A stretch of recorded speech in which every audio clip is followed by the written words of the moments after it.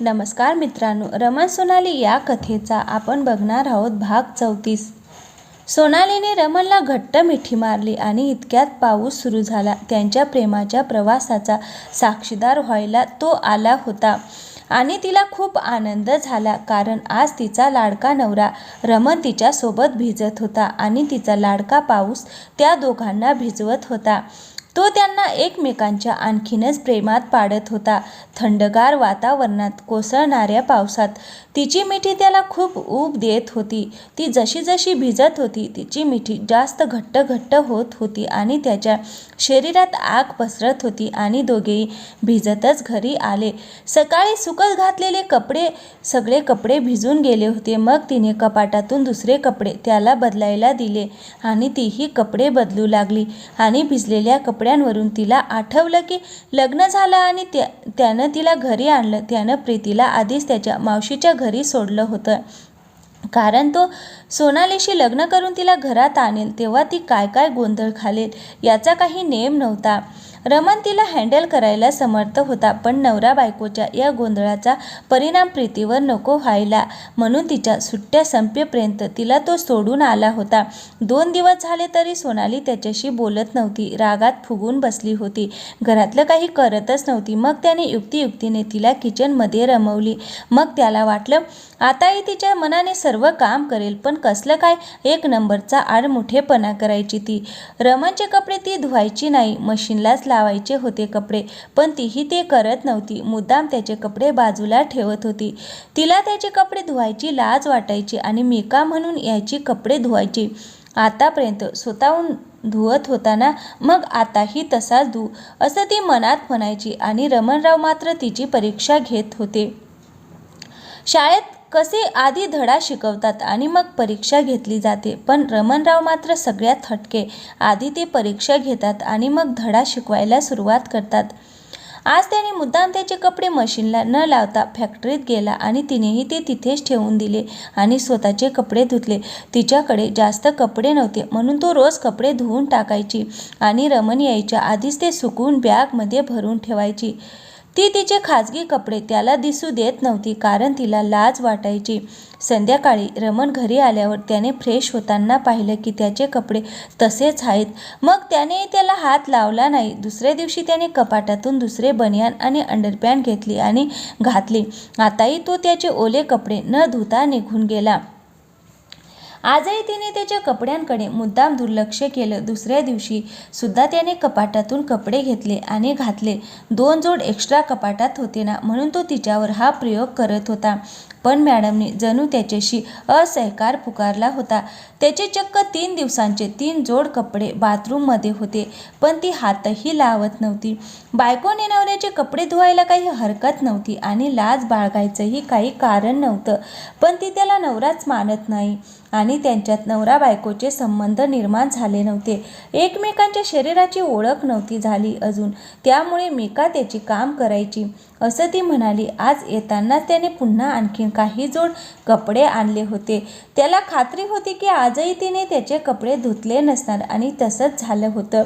मग दुसऱ्या दिवशी सकाळी नेहमीप्रमाणे तो लवकर तिच्या आधी उठला।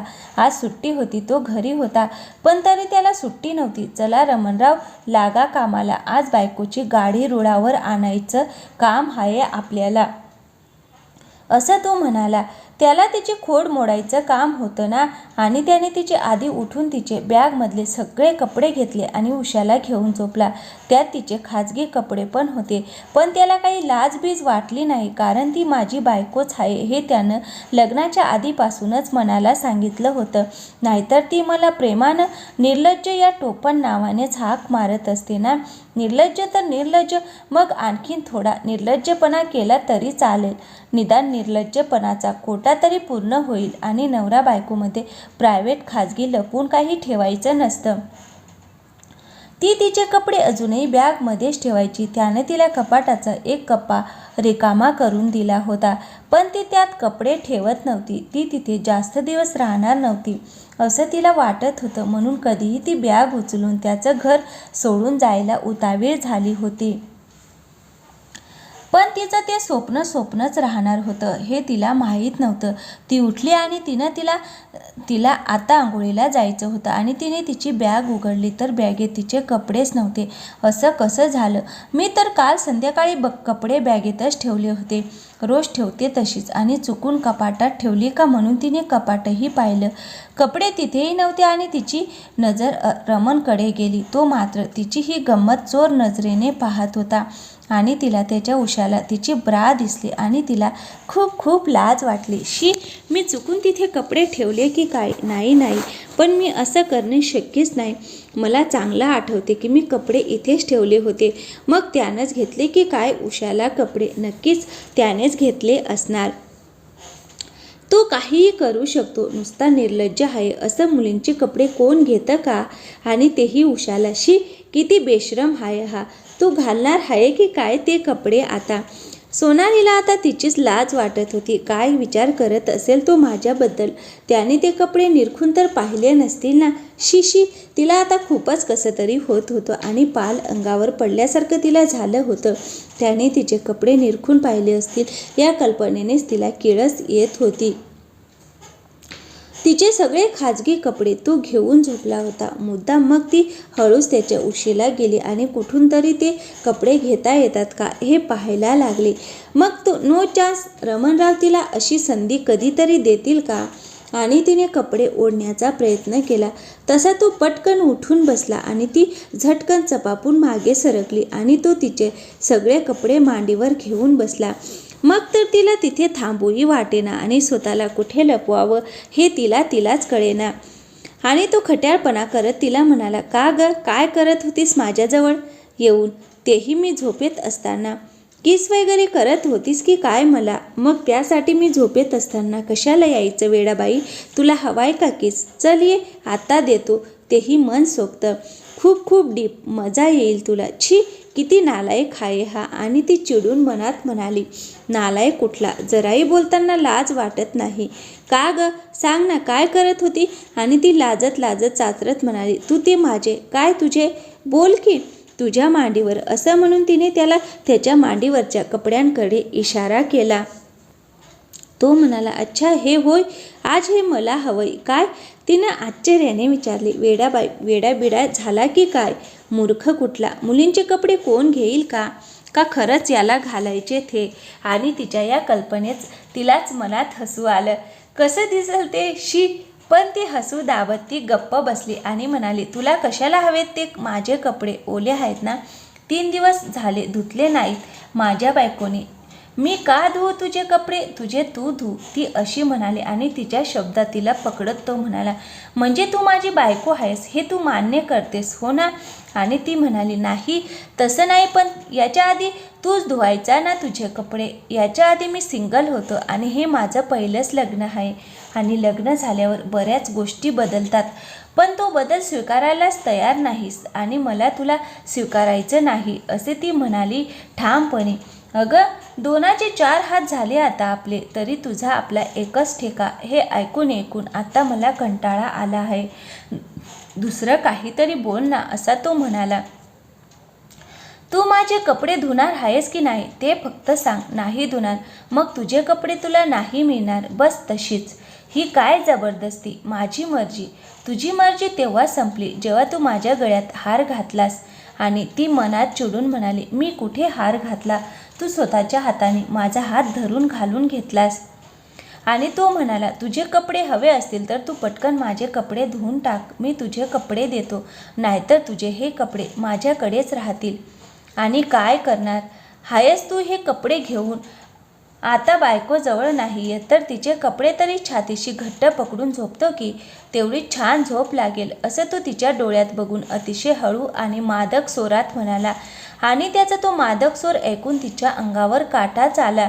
तिचं पूर्ण अंग शहारलं, जणू आता तीच त्याच्या मिठीत होती की काय असं तिला वाटलं.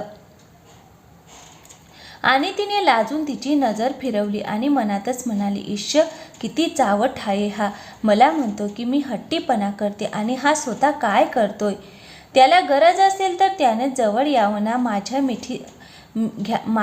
घ्यावी मिठीत. असं कपडे वगैरे घेऊन बसायचं मिठीत. असलं बरंच सुस्त याला.